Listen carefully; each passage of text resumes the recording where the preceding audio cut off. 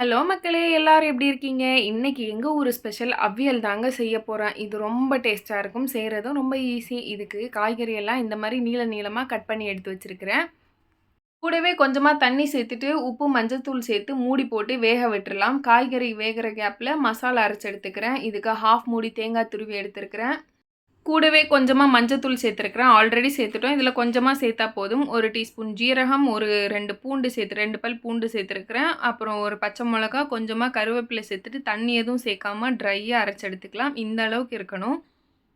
இந்த பக்கம் காய்கறி குக் ஆயிடுச்சு. இப்போ இந்த மசாலாவ கொஞ்சம் கொஞ்சமா சேர்த்துக்கலாம். மசாலாவ சேர்த்ததுக்கு அப்புறமா தேவையான உப்பு சேர்த்துட்டு நல்லா மிக்ஸ் பண்ணி ஒரு 5 டூ 10 மினிட்ஸ் குக் ஆனா போதும். இந்த தேங்காவோட பச்சை வாசனை போனா போதும். இந்த கேப்ல நான் ஒரு முட்டைய பாயில் பண்ணி குட்டி குட்டியா கட் பண்ணி எடுத்து வச்சிருக்கிறேன். முட்டை ஆப்ஷனல் தான். உங்களுக்கு தேவையில்லைன்னா ஸ்கிப் பண்ணிடலாம். ஆனா ரொம்ப நல்லாயிருக்கும். முட்டை சேர்த்ததுக்கு அப்புறமா அடுப்ப ஆஃப் பண்ணிட்டு, தேங்காய் எண்ணெய் ஊத்தி, சின்ன வெங்காயம், கடுகு, கருவேப்பிலை, காஞ்ச மிளகாய் சேர்த்து தாளிச்சு விட்டுறலாம். அவ்வளோதான், சுவையான அவியல் ரெடி ஆயிடுச்சு. நீங்க கண்டிப்பா இத ட்ரை பண்ணி பாருங்க. இது சூடு சாதம், மீன் குழம்பு ப்ளஸ் இந்த அவியல் வச்சு சாப்பிட்டோன்னா, அவ்ளோ டேஸ்ட்டா இருக்கும். ரொம்ப நல்லாயிருக்கும். நான் கண்டிப்பா ட்ரை பண்ணி பார்த்துட்டு, எனக்கு எப்படி இருந்துச்சுன்னு சொல்லுங்க. என்னோட வீடியோஸ் உங்களுக்கு புடிச்சிருக்கு அப்படின்னா, கண்டிப்பா ஃபாலோ பண்ண மறந்துறாதீங்க. உங்க ஃப்ரெண்ட்ஸுக்கு ஷேர் பண்ணி சப்போர்ட் பண்ணுங்க. Thank you so much. Sea you next time.